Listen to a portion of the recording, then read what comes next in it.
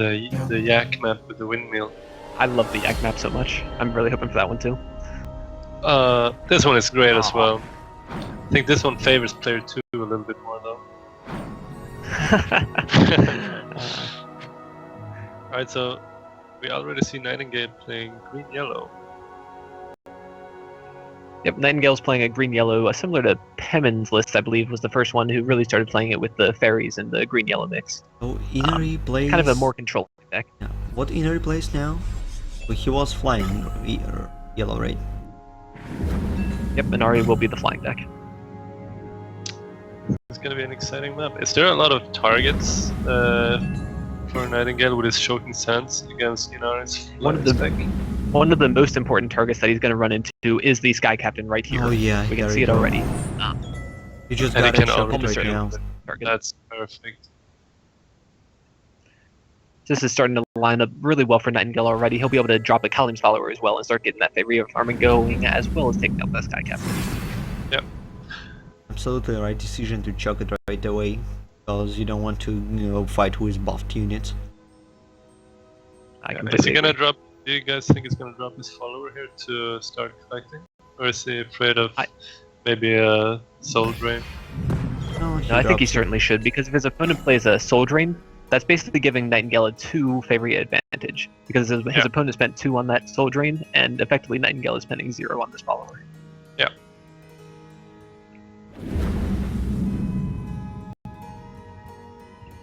The mystery is played, and I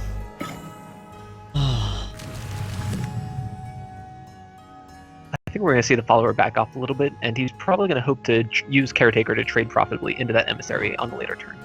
Yeah, but do you think Inari is going to fall for it? I mean, he already sees 1 forest, he has to expect Caretaker. It's like one of the most common cards to fall into two forests. It seems like you're absolutely right here. He's playing around that for sure. Yes. Oh, there is Dude Drake. And finally, this what they call emissary has a buff out of another flying creature here. Yeah. But this 0-1 is just looking with a pity in his eyes and saying, guys, like seriously, I don't want to. Yeah, I think this is starting to get really tough for Nightingale to deal with on the right side, so do you think it's gonna maybe just start going towards the left and start collecting there until it can set up a Lunar? That seems pretty likely to me. I can't really think of a reason that he want to keep pursuing on this right side. Maybe because his follower is gonna die wherever he moves to go, right? That's right. Maybe you might think about letting your opponent hit your face for free with that emissary, but not being triggered somehow, just to get more value on Avenger. Does that make sense, or is if you want your opponent to, I think I see what you mean. You want to get hit a couple times at least, so before you play that Avenger. Yes. And I think the best way for him to do that is to use that follower to take the Faeria well. Okay, so he's going to use the other follower here and just keep pushing forward and take that trade. That was amazing. While he can. Oh, nice. This was so this is actually a very good turn for Nightingale. That's a line I didn't quite consider. Yeah, and this blocks the Doomdrake from dealing with the Caretaker or the follower. That's true. That was an amazing play by Nightingale. Really showing his skill here. But on the other These side, 20 years of Magic experience coming handy. I played Magic for a long time, but I don't have quite that much. Now this champion will get around that a bit. It looks like he's probably going to take the trade on the Kalim's follower here. Oh yeah, he goes scratch that. He's just going face. I got the prayer. I guess with Kalim's Inspiration hands, that makes sense. Second one. 2 even. Come on, let us see the third one. No. Do you think he would have played differently if he didn't do the prayers himself? Sorry, you cut off a little bit at the end there. Do you think he would have played different Inari if he didn't have the prayers there? I think so. I think at that point you want to take a little bit more value this flying deck won't really win just by going straight face the entire time, and then you're giving the Ruins Avenger the buff too, making it even harder to deal with. So I think that if he didn't have those prayers, he would have just taken a good value trade. Yeah, so usually you're really happy when you're able to play prayer, but in this situation maybe he was not so happy about having them in his hand so early, actually. Nightingale should like really be threatened by the probability of Azari now. Because one Azari and this is all gone. That's true. It's even really hard removal. Last Nightmare by itself is really devastating right now. That 7 damage creature, of course, grinding her way into that hurricane with ice and horns, but that won't deal as much damage as its opponents on the other side of the map. And also Soul Pack does not alter the situation at all, it just makes it worse. In this situation, do you think Nightingale is considering putting a follower just right in front of his orb? Just so that Inari cannot step on his desert and attack phase and establish land next to his orb? Obviously now we see he did not. Unfortunately we're cheating a little bit because we just saw the play, but it looks like Nightingale is going to be going more for that racing play. Since that Ruins Avenger will be getting bigger and bigger as this goes, unless Inari has a way to deal with it, I think he's going to be winning the race. It looks like we're going to be seeing an Azari come down. Yep. Probably Inari, probably Nightingale can see the future. Alright, there's Azari also comes. There it is. So this puts Nightingale in a really tough spot. He doesn't have any good way to deal with this whatsoever, and he's almost certainly going to be drawing this turn because of that. Yeah. And Colin really doesn't help. Also Nightingale has drawn British guy, but British guy does not help at all either.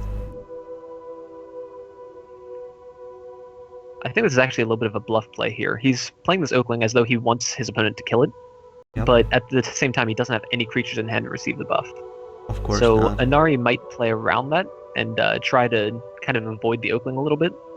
I guess you just don't care and you go face. Yeah, I mean, he didn't really have anywhere else to put it that makes sense either. And he can't just not play anything in this situation. Oh no. Also, he's going to take the trade instead. Get rid of that dangerous Colleen. So it does take... Ah, yeah, right, he's afraid of the Oakling getting buffed. That does make sense, but yeah, I guess Colleen just deals a lot of damage, and he's just really looking to play the control game now that he has the advantage here. Okay, that's... Marine comes the command is top decking. That could be a heal later on, but what to do now? Do you could play Caretaker with as a 4/4 to get rid of the Windborn champion next turn if it doesn't somehow get rid of the Caretaker without dying with the Windborn. Yeah, but at the same time on the backfield we have the Sky Captain that just came down. And we talked about how important that is to the control matchup because he just gets so much value once he starts drawing a lot of flying cards. That's indeed. So you just... It looks like... Oh god. That's all in. So is he going to be taking out...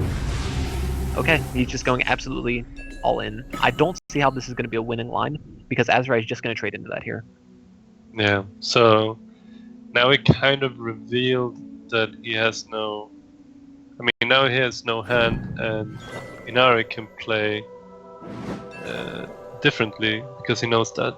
He knows that Nightingale was like putting all his eggs in one basket. Oh, and he has the last nightmare too. This is rough. So by the looks of it, Inari might have lethal next turn. But no, he's not positioning for it, so he probably doesn't have lethal next turn. Oh my, oh my. But either way, this is very rough. And that's actually the card that I was thinking that Nightingale was trying to draw into. With that Ruins Avenger, he might still be able to put up some kind of fight with a race if he puts a forest over on the right side. But but instead he's actually going to play it defensively. What do you think about that? I guess it will die and that's it. It would be... I don't know.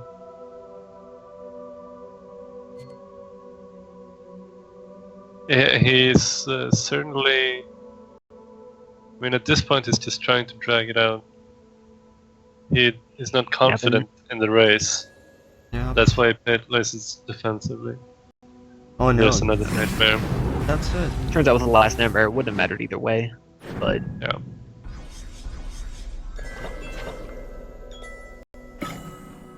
So let's but unfortunately, this last nightmare from Nightingale is not going to be enough.